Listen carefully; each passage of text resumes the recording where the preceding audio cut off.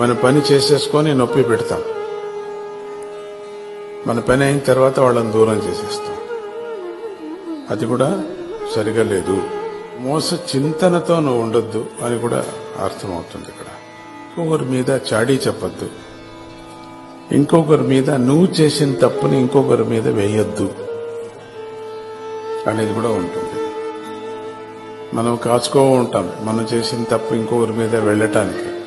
వాళ్ళ నుంచి నేను చేశాను, వాళ్ళు చెప్తే నేను చేశాను, నాకేం తెలీదు అనే విధంగా కూడా ఉంటారు.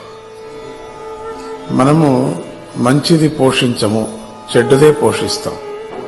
అంటే చెడ్డదానికి తొందరగా మనం రియాక్ట్ అవుతాం, చెడ్డదానికి. మంచిదానికి కాము.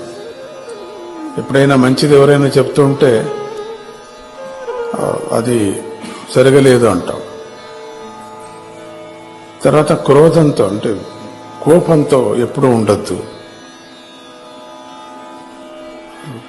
కోపంతో చూడొద్దు, కోపాన్ని తెచ్చుకోవద్దు.